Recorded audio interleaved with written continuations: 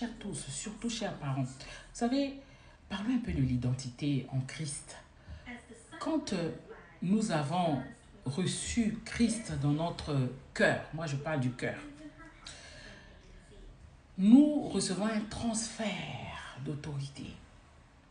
Cette autorité nous permet de déclarer des paroles positives sur notre vie et sur la vie de nos enfants. Surtout nos enfants dans ce monde qui devient vraiment troublé, pervers.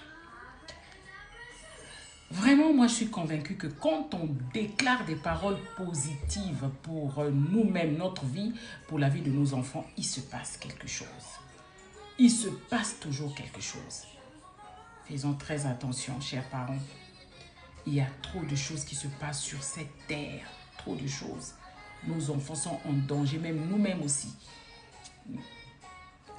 Oui, déclarer les vérités bibliques, ce que la Bible a dit, ce que Dieu a promis pour nous.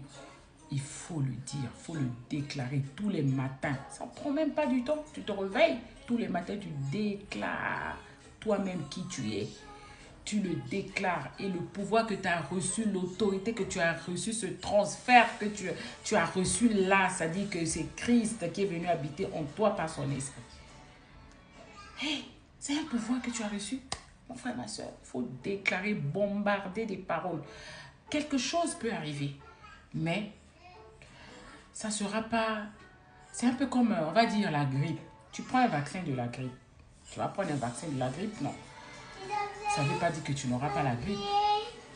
Tu auras la grippe, mais tu n'auras pas les complications de la grippe. Tu peux avoir la grippe sans pourtant vraiment avoir les complications parce que les complications de la grippe peuvent être mortelles. C'est pareil aussi pour un enfant de Dieu. Tu déclares les paroles positives. Un problème peut t'arriver, hein, mais Dieu va gérer. Dieu va gérer, tu vas vivre ce problème-là dans la paix. Quand on dit dans la paix, c'est-à-dire que vraiment, tu es rassuré. Tu as la confiance que ton Dieu est là. Il va t'aider. C'est des choses que tu ne peux pas comprendre comme ça. Pour comprendre ces choses-là, il faut vraiment, comme on dit, chercher la face de Dieu. Il y en a qui disent qu'on ne cherche pas la face de Dieu. Dieu est déjà là. Non, moi je dis oui, il faut chercher sa face. C'est en lisant la Bible tous les jours, lisons les Écritures tous les jours, qu'on voit vraiment la face de Dieu. Priez les psaumes, priez, je ne sais pas, même si ce ne sont pas les psaumes, tu pries. Prie, déclare tous les matins pour ta vie, pour tes enfants. Le fait que tu sois là, ce n'est pas un droit. Hein? Le fait d'être là, quand tu te réveilles là, ce n'est pas un droit. C'est un privilège.